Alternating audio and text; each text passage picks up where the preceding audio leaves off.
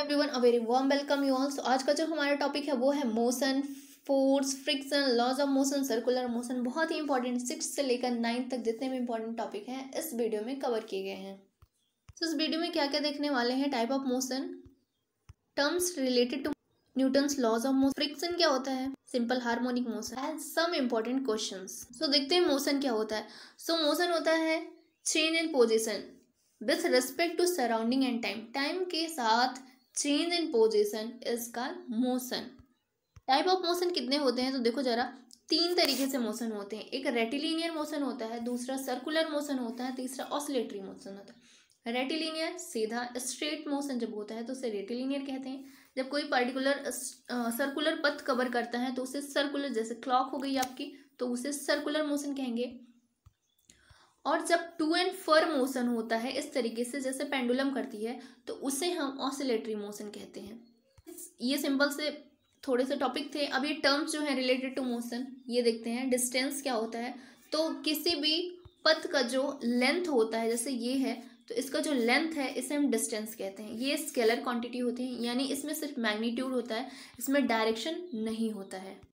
Speed क्या होता है, तो स्पीड और distance covered in unit interval of time, यानी स्पीड इक्वल टू क्या होता है, डिस्टेंस अपॉन टाइम। नेक्स्ट जो है वो है एवरेज स्पीड। ये क्या होता है, तो total distance upon total time taken is called average speed. Velocity क्या होती है ये थोड़ा सा देखते हैं। तो ये डिस्प्लेसमेंट, उसमें डिस्टेंस था, इसमें क्या है, इसमें है डिस्प्लेसमेंट अपॉन टाइम इंटरवल, कितना टाइम कवर करने में लगता है किसी भी डिस्प्लेसमेंट। ये क्या होता है, तो ये वेक्टर क्वांटिटी, इसमें direction as well as magnitude दोनों की जरूरत होती है और इसे मेजर किया जाता है मीटर पर सेकेंड में। एवरेज वेलोसिटी क्या होती है, तो total displacement upon total time taken.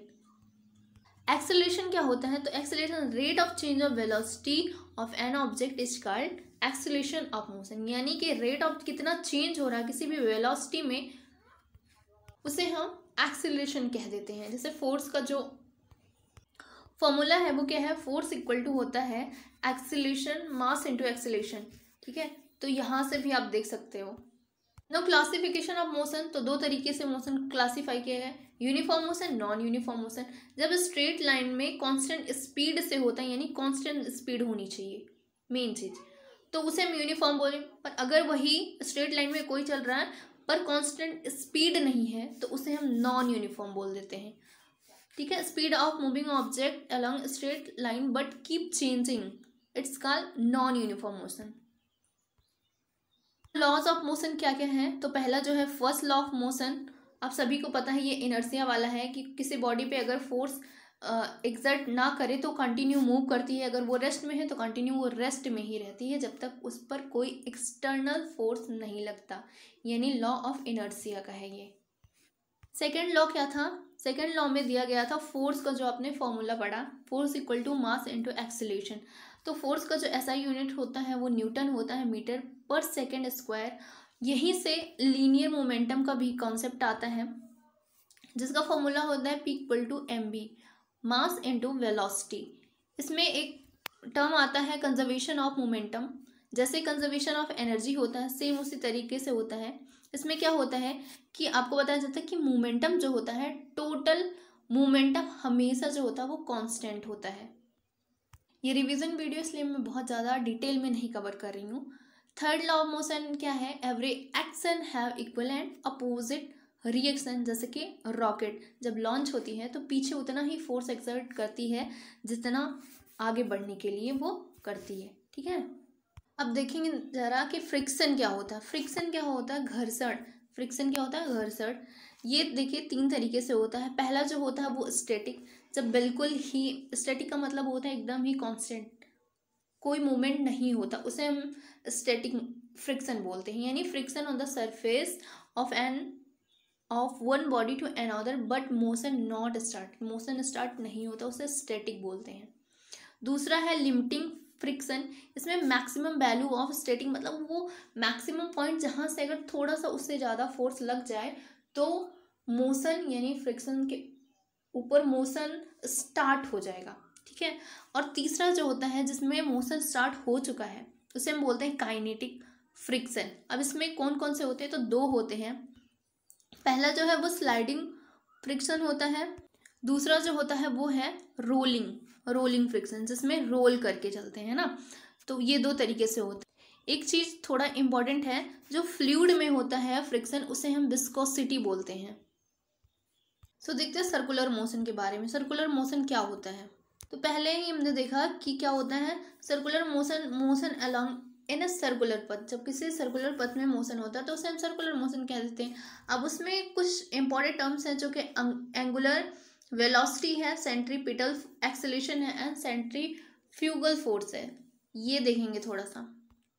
So angular velocity क्या होता है कि जैसे कि ये सर्कुलर पथ है, इस पे अगर हम यहाँ से यहाँ तक कोई डिस्टेंस कवर कर रहे हैं तो यहाँ पे कुछ तो एंगल बनता है, तो उससे ही the rate of change of angular displacement, तो शॉर्टेस्ट डिस्टेंस जो होता है उसे हम डिस्प्लेसमेंट कहते हैं। तो इन दोनों के बीच में जो भी एंगल बनता है, यानी कि rate of change of angular displacement of position of body in a circular motion, तो उसे हम एंगुलर वेलोसिटी कहते हैं।